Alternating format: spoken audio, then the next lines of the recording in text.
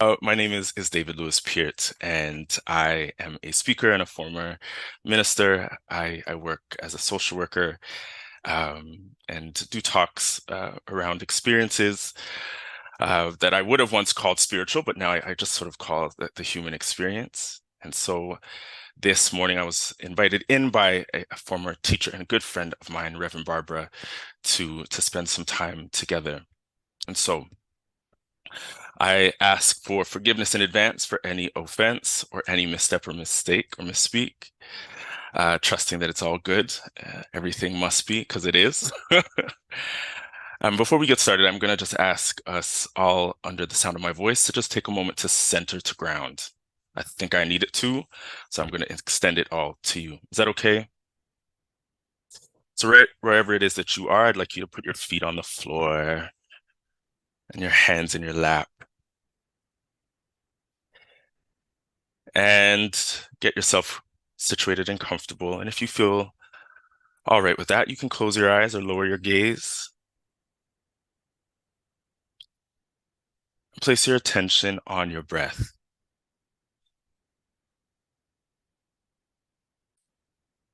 Just follow and feel the in-breath and just observe that out-breath. Pay attention to the next in-breath. Notice the coolness of the air up and through nostrils. The expanding of chest and abdomen, the rising of shoulders to greet the breath. And then, without any prompting, the breath as it just falls back out. Follow the next breath in.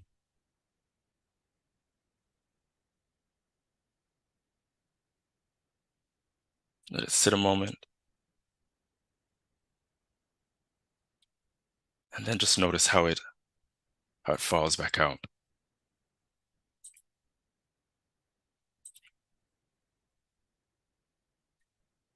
Now, I'd like you to imagine that you were standing over your life, as if looking down on a long and winding road. And in your mind's eye, I want you to envision, as if it were, the different points along that long and winding road that is your life map. Give thought to all of those moments of significance, filled with joy and elation, happy memories, breakthroughs.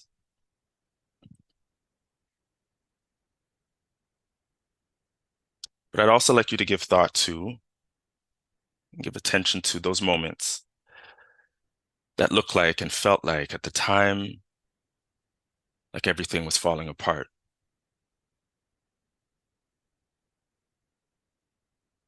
I want you to remember those moments that you've spoken of and those moments that nobody knows about, where you felt like you just could not make it through. A loss, a betrayal, an illness, a bill, some great expense on your life that at the moment, at that time, along that line, felt like it was the ending of you.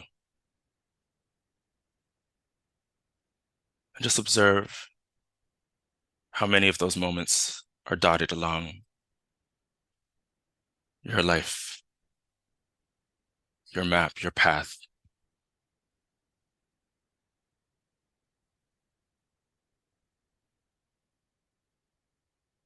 And then notice, if you can, the space in between those points.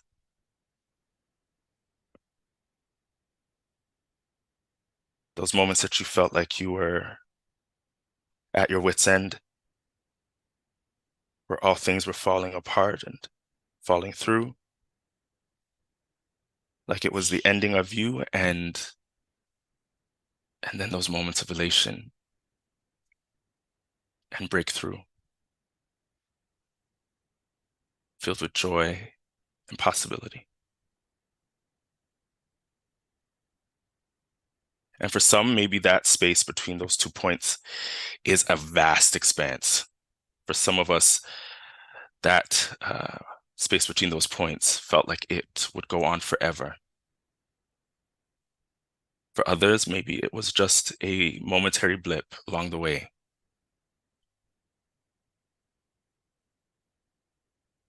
But just notice the space.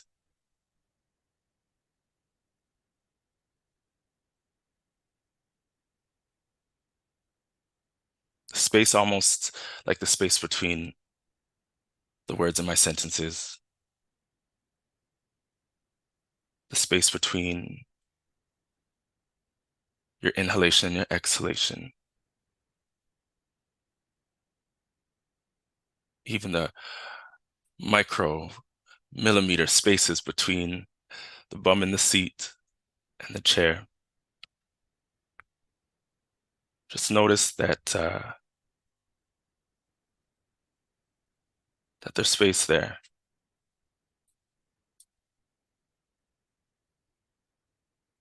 And where your attention goes, it grows.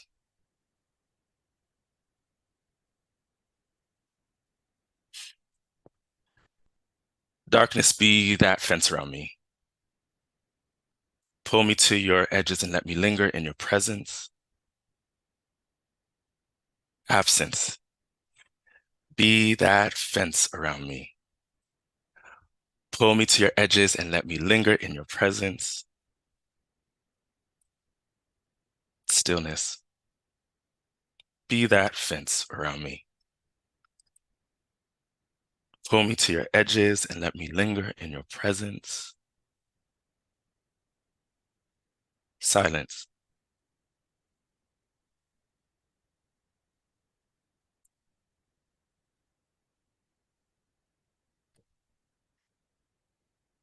Some years ago, I was invited by a friend and colleague to do a TED Talk, or really a TEDx talk. Not as grand, but equally as exciting for my 20-something-year-old self.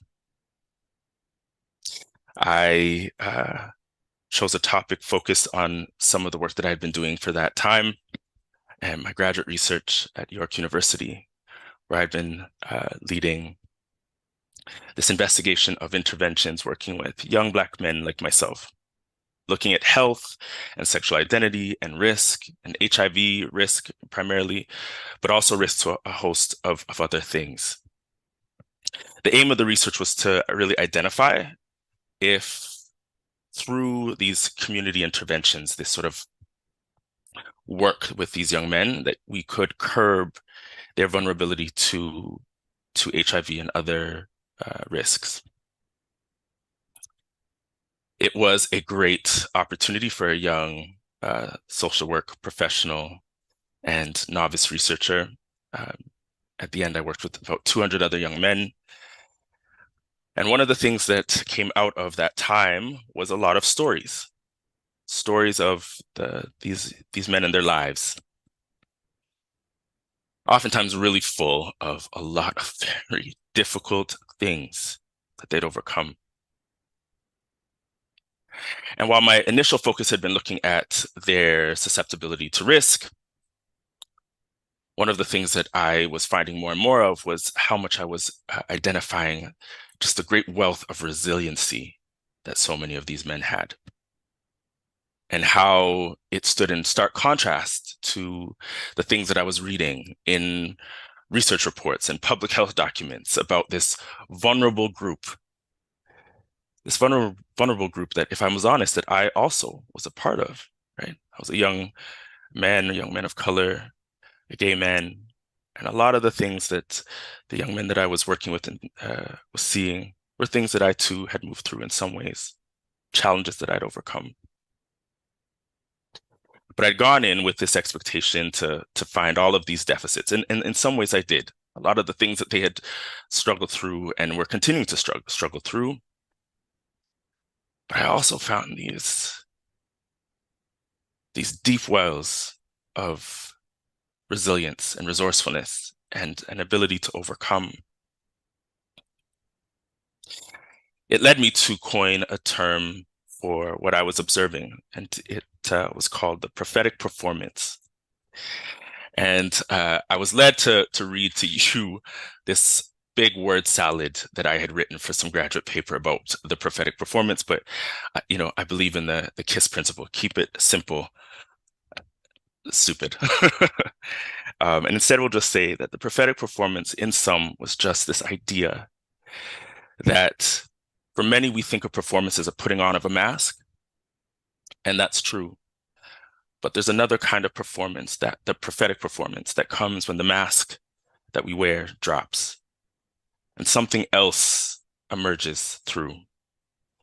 Oftentimes, things that we were unfamiliar with, ways of being and showing up, and ways of knowing that sort of confound our own comprehension. But it's the knowing that you know, and the doing that draws from this knowing that sometimes even surprises you. And what I was finding was that so many of the folks that I was meeting had these moments of prophetic performance, of breakthrough, where despite their circumstance and situations, despite their vulnerabilities and risks, they were able to make a way, or at least it seems that they were able to make a way. I'm going to share with you a poem that I wrote in relation to this, and then I'm going to go into a little bit of what the actual topic is today, which is getting a grip on grace. Our future needs prophets, not princes. Those that can usher in by way of sin and the sinewy celebration of bodies in descent, not scribes. Boys, them Banji, Bougie, and Bati, black balls fell out and calling out ancestors from dance floors turned runway. Snapbacks and snap fingers trigger a refigure of masculinity. Over sounds of pastors speaking in tongues and tyranny, our future needs prophets, not princes. Those slain in and drunk off spirits, perhaps not sovereign, but Holy Ghost sanctified. Picassos of a different kind, painting canvases black, like clenched fists blue, like b-boys and colored contacts, oozing red remainders into queer ribbons tied tenuously to times torn apart and futures reproductive. Temporal temples made of melanin and built on margins by poets, PhDs, pansies, and porn stars. Those prophetic performers of every disorder. Our future needs prophets, not princes.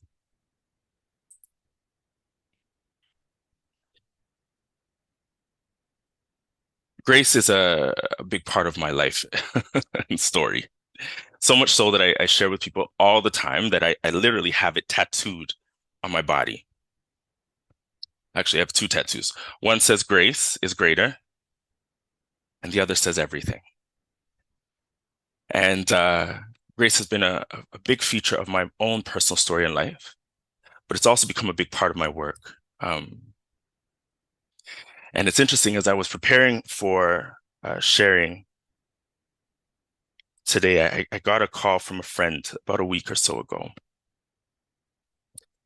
This friend had been moving through some really difficult times in the past couple of years and had listened to a talk that I had given about grace some while ago. And this friend was in this moment of reflection. They spoke about this place that they were in as being very reflective, but also being a bit paradoxical. They talked about feeling strong and also weak, feeling alone, but also in the presence of so many, feeling like they were broken down and couldn't break through, but also that they had a way through. This feeling of so much, but struggling to find the words. And this friend said to me, it's grace, David, but why? What's the purpose?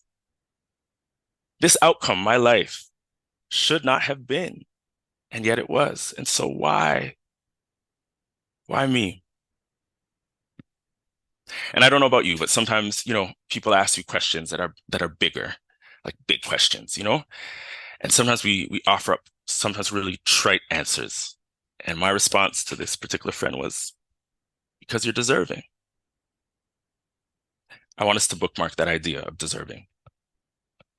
And so this friend continues, but why? Why am I deserving? Why does the universe, why does God, why does life love me so much when on the ground there are so many who don't? And we continued in our dialogue a bit, and this person ended off sharing a commitment that they had made some years back when they were moving through the most challenging of their times. And they had said that they had made a promise that if they made it through and when they made it through, that when people asked, they would give the answer that downloaded to them, that it was the higher, the higher. And so I've been reflecting on that friend's reflection, and it brought me to today. And a lot of what I'm going to share today, I think will also be a bit of prophetic performance. I'm allowing the mask to drop for me, and whatever is to emerge authentically as best it can. So let's begin with grace. What is it that we're talking about by grace? And whenever you want to get into a good definition, you pick up a book and you figure out where it all comes from. And so our good friends at Oxford English in the dictionary offer that grace is a noun, can be a noun, meaning simple elegance or refinement of movement, or a courteous goodwill. As a verb, it's understood as to do honor or credit to someone or something by one's presence. In the Britannica, they offer up grace as understood through a theological lens, particularly Christian, and they capture it as the spontaneous, unmerited gift of divine favor in the salvation of sinners, and the divine influence operating in individuals for their regeneration or sanctification. So some of the points that I've taken away from some of these sort of verbose offerings is that grace is active. It moves. It's a courtesy. It's a gift bestowed. And it's one that's bestowed for those who have missed the mark. And finally, and most importantly, it's the opportunity to begin again. So I asked you to bookmark my response to my friend earlier in the week, and this idea of because they were deserving. And I actually want to trouble that notion. That idea of one being deserving or entitled. And I'd offer that grace is by its nature opposite to that. It has nothing to do with things that we're entitled to or deserving of. That in fact, actually, if we were to understand grace, we would understand it as a couple of things. One, grace is always out of order. Two, it's often outmatched. And three, and finally, it's always out of reach. In Isaiah 55, verses 8 through 9, for my thoughts are not your thoughts, neither are your ways my ways, declares the Lord. As the heavens are higher than the earth, so are my ways higher than yours, your ways, and my thoughts than your thoughts. This idea of out of order. On a human level, on the egoic level, we like rules. We like order. We're focused on formula, what makes sense. We're also focused on things being equitable. That's a big word right now. Or equal. We're also focused on what we can acquire, but can be held in hand and be grabbed a hold of or known. And grace often troubles all of those things. Grace does not follow order. It doesn't follow rules. It's often outmatched. It is a gift that is bigger than us and better than us and what we, quote unquote, deserve. It doesn't measure and match. It doesn't go toe to toe. And it's not able to be grabbed hold of and understood in that way.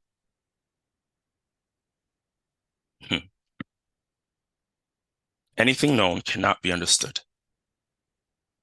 And a good understood is a good undervalued. When I think about grace, I think about good.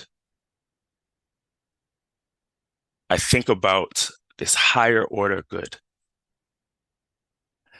Not the kind of good that's sort of focused on tally systems, but the ones that catch us by surprise.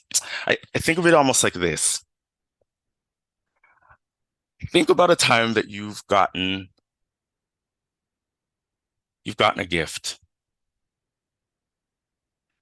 It's almost like those those Christmas activities that they do at work that everyone can't stand, Secret Santa, and they tell you you can't spend any more than $15. We never really seem to enjoy those gifts quite that much. It's always those gifts that come to us when we're least expecting them. Those gifts that we didn't really work for or sign up in any work staff list for, but that catch us, by surprise and unaware.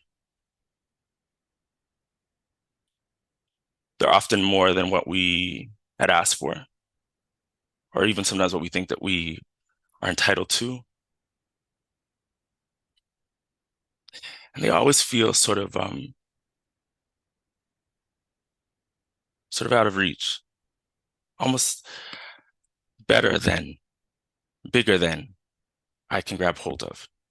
And that's what makes grace so special an offering, is that you don't have to work. You don't have to try, you don't have to effort. And there's nothing that you can do to bring it about. And I think that that's also countercultural for the moment that we're in. The algorithms are what you put in is what you get back.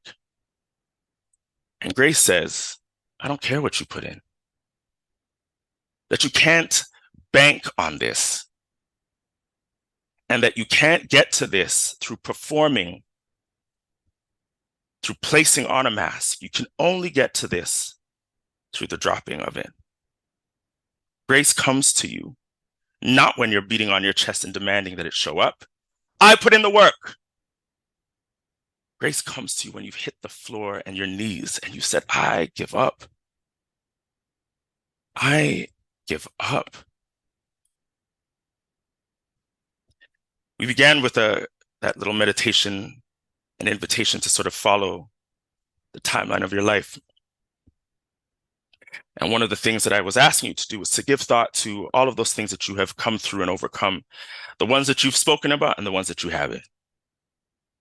And I was really intentional about inviting us to do that because there are things that those of us under the sound of my voice have overcome that no one has ever heard about.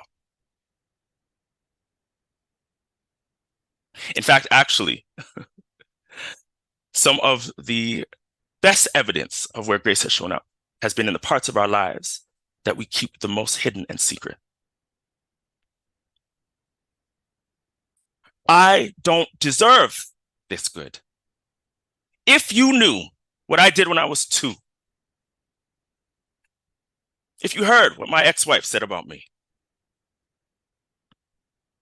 if you know what I did to the person that I called a friend, I don't deserve this. But grace says that my good is higher than your good. See, on the human level, good is about a tit for tat. Good is focused on a performance. It's almost like niceness. Good on the human level is about like being nice. And there's lots and lots and lots of people who are nice, but are not kind. Nice is concerned with the external, what it looks like, what it sounds like, and what other people see or know. It's like those people who take pictures of themselves giving sandwiches to homeless people so that they can post it on social media. That's a human understanding of good. But my ways are above your ways. My thoughts are above your thoughts. The good that I am directed by, the good that I am, isn't interested in the show. And so when I think back to the moments of grace that have shown up in my life, it's for those moments that have been the darkest, for the things that I can barely even wrap my mouth around to say out loud. And it's there, it's only there that God, your good, the highest good, can show up. It's only there where God, your good, grace can show up. It's in that space between who I am and all of its limitations, all of its confusion, all of its focus on all of the wrong things, all of its humanness, and this divine aspect that we are all in relationship to, but that we continually forget. And it makes sense because, when we're in the human form, in our humanness,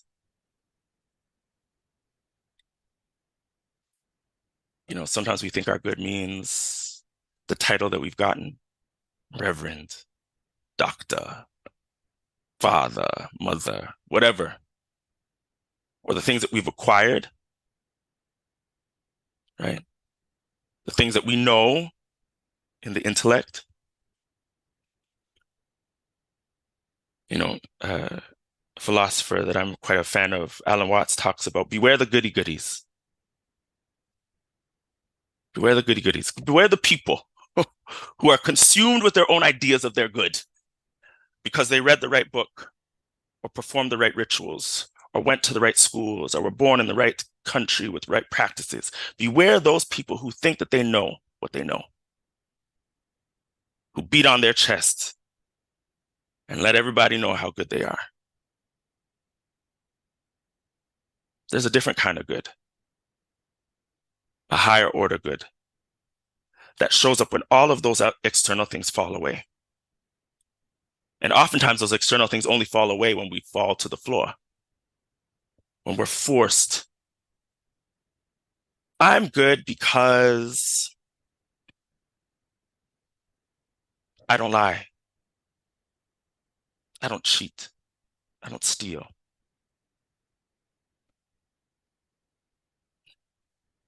And then one day you step out on your partner. And where does your good go then? There's some of us clinging to ideas of good that are incomplete and partial, if not all out lies. There are some of us who are consumed with the performance of holier than thou. And in the performance of holier than thou cannot get in line with the holy, which is holy. WHOLLY. It is all things. It is the good that shows up when you are doing the right rituals and practices, or when you hit the bottle, even though you said that you've given it up. Shut up, I say.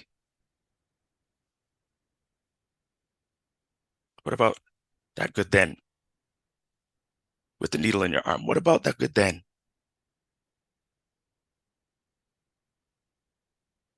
Grace is the space that we are given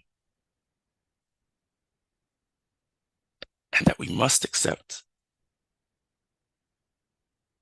in order to extend it to others. The space to be fully human and all of what that means.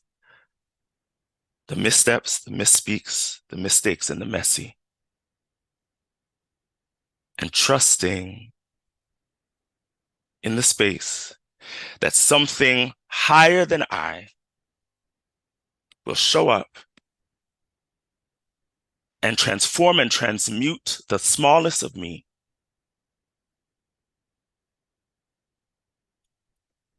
but only when I can let go, only when I can surrender. And some of us, like me, are hard-headed, and surrender doesn't come easy. It's not a, here I am, God. Here I am, life.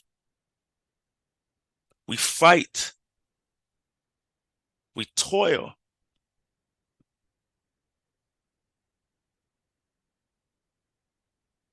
My father, whom I love, and I love my dad. He's still with us. But I remember him as a child.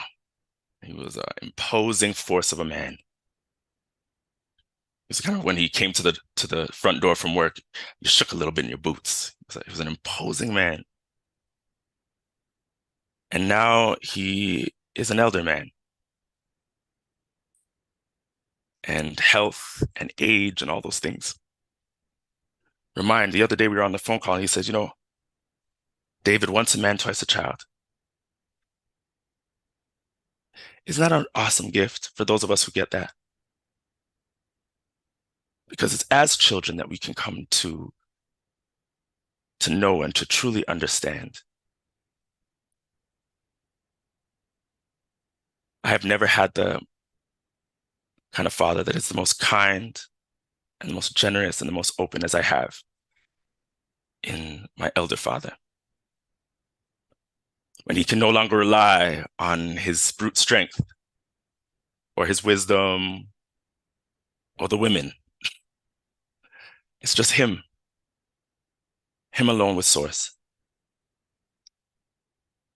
And in that space, grace showed up and healed our relationship. Grace showed up and built a bridge. Grace showed up and transformed and transmuted what was once a difficulty into a blessing.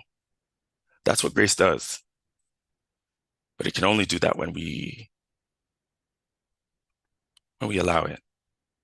And some of us will do that willingly and others will do that with a fight, but all of us must do. The question is, when and where will you allow the space to show up? When and where will you allow the space to show up?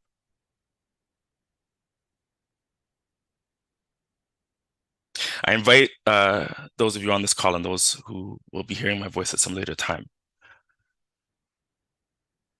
to think about your relationship with grace, the transforming power of grace. And, I speak from this place as someone who's stepped outside of religion. I'm not one who's consumed by religiosity. I believe that grace is something that is really human. Grace is a space that everywhere around us, we are surrounded by space. Even our cells, the seeming solidity of us is informed by that space. And I invite all of us to really sit with and meditate in on that space that we're given, that life gives us, to be human and all of what that means. And yet, in that space, to also transform and transmute that. I want you to think about the worst of you, not the best of you. I want you to think about the parts most undeserving of good. And I want you to shine a light of awareness on it. You don't have to tell anybody. You can be alone in your room and writing in a journal, but I want you to capture not the best of you, but the worst of you. And I want you to write it all down. And then I want you to draw a big fat circle around it. And that's the circle like in the poem that I offered up in the beginning of this talk. Be that fence around me. Pull me to your edges and let me linger in your presence. God, good, the still, the quiet, the dark, the unknown. Surround my smallness at this time. Fill me with that space that transforms and transmutes. Do not let me get too high up on my own supply. Do not let me get too high on my own supply. I am not that special or important. I am a measly little thing in this universe, and yet I'm still special to you. But only when I let the mask drop and allow you to show up and show through. The first time that the word grace is used in the Bible is in the story of Noah in Genesis. Noah, understood as a prophet by the Muslims, his name also means rest, that the world was consumed with sin and fallenness, and the Lord was ready to smite it all, and then rest. And he said, all right. Only after the space given, only after the rest, was there a new beginning allowed to happen. And that's what the water signifies, a cleansing, a starting again, and a starting over. I'm going to leave you with this before I end. Many of you might be familiar with the Lord's Prayer, but it actually comes from Aramaic. And my eldest brother shared with me the translation in Aramaic that I wanted to share with you before I end off. And I want you to let the words of its original intent to resonate. And for those of us who think that we're familiar with the Lord's Prayer, isn't it interesting? What we think that we know and we think that we understand keeps us from what is really there to be known. And so, our Father who art in heaven, O birther, Father, Mother of the cosmos, you create all that moves in light. Hallowed be thy name. Focus your light within us. Make it useful as the rays of a beacon show the way. Thy kingdom come. Unite our I can to yours so that we walk as kings and queens with every creature. Thy will be done on earth as it is in heaven. Create in me a divine cooperation from many selves, one voice, one action. Give us this day our daily bread. Grant what we need each day in bread and in insight. And forgive us our debts as we forgive our debtors. Forgive our hidden past, the secret shames, as we consistently forgive what others hide. Lead us not into temptation, but deliver us from evil. Lead us not into temptation, forgive me, but deliver us from evil. Let us not be deceived neither by the outer nor the inner. Free us to walk your path with joy. For thine is the kingdom and the power and the glory. From you is born all ruling will, the power and the life to do, the song that beautifies all. From age to age, it renews. Amen. Amen. Amen.